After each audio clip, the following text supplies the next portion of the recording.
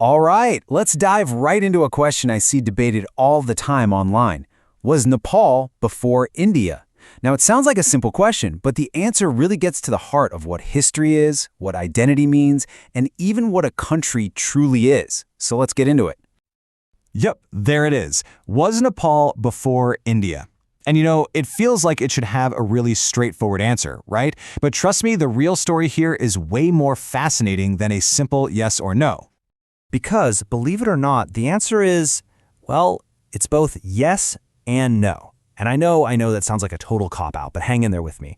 To really understand this, we have to pull apart two totally different ideas. The idea of an ancient civilization and the concept of a modern country. So first things first, let's rewind the clock. I mean, way back to ancient times. The most important thing to get your head around is that the words India and Nepal just didn't mean back then what they mean to us today. Forget political maps, we're talking about huge cultural areas. If you look at ancient texts, like the Vedas, they talk about this whole region as Bharatvarsha. But, and this is the crucial part, Bharatvarsha wasn't a country. It didn't have political borders. Think of it more like a giant shared cultural space, a civilization that covered what we now call India, Nepal, Pakistan, and a lot more. So you've got this big civilizational idea of Bharatvarsha, right? But at the very same time, the region we now know as Nepal had its own distinct ancient history, with its own powerful dynasties like the Kirat and the Licchavi. The bottom line here is that one wasn't a political part of the other. They were like two separate historic regions existing inside this bigger cultural world. Okay, so that's the ancient world. Now let's hit the fast-forward button and jump to a completely different concept, the birth of modern nation-states. This is where we're going to find the yes part of our answer, and it really just boils down to two very important dates. And the first date we need to lock in is 1768. This year is a huge turning point in the political history of Nepal. It's really the moment its modern story begins to take shape. So in 1768, you have this king, Prithvi Narayan Shah, and what he does is pretty incredible. He unifies a bunch of smaller kingdoms and territories, creating the single sovereign nation that we recognize today as Nepal. Now, think about the context. While this is all happening, the Indian subcontinent is still this patchwork of separate princely states. It wasn't one unified political entity at all. All right, now for our second date. This one's probably a lot more familiar to most people listening.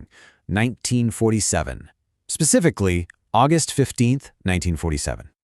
Okay, so when you lay it out on a timeline like this, it becomes super clear. You see Nepal unified as a sovereign state way back in 1768. For the next 179 years, the Indian subcontinent was a collection of states, eventually coming under British control. And then, finally, in 1947, the modern, independent Republic of India is born. So, if we're talking strictly in terms of modern nation-states, Nepal's political formation came first. Simple as that. So, if the timeline is that clear, why is there so much confusion about this? Why is this even a debate?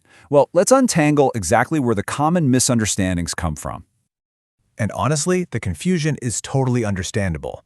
The problem is that we often mash up two completely different ideas, the history of a civilization and the history of a nation. They sound similar, but they have very different timelines. This table really breaks it down perfectly. So you have the myth, India is ancient. The reality? Yes, the civilization of India is absolutely ancient. Then there's the myth, Nepal was formed later. The reality? As a modern nation, Nepal was unified first. And the biggest myth, the one that Nepal was part of India, is just flat out historically incorrect. So after looking at all of this history, what's the real takeaway? It's about moving beyond this simple question of dates and looking at something much deeper. The most important point here is that this isn't a competition. The whole question of older versus younger misses the beautiful complexity of the relationship between these two regions and their peoples. So what is the real relationship then? If it's not defined by political timelines, what is it defined by? It's defined by a shared heritage that goes back so far it makes any modern border look brand new. Just think about it for a second. The stories of Ram and Sita, the birthplace of Buddha and Lumbini, the wisdom of the Vedas, the sheer majesty of the Himalayas.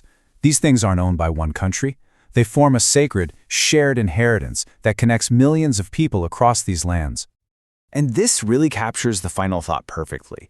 The relationship is tied by culture, not by borders. So, was Nepal before India?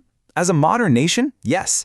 As a civilization, they grew up together. But maybe the better question isn't about the past, but about the future, and how this incredible shared heritage, which transcends time and borders, can continue to connect them.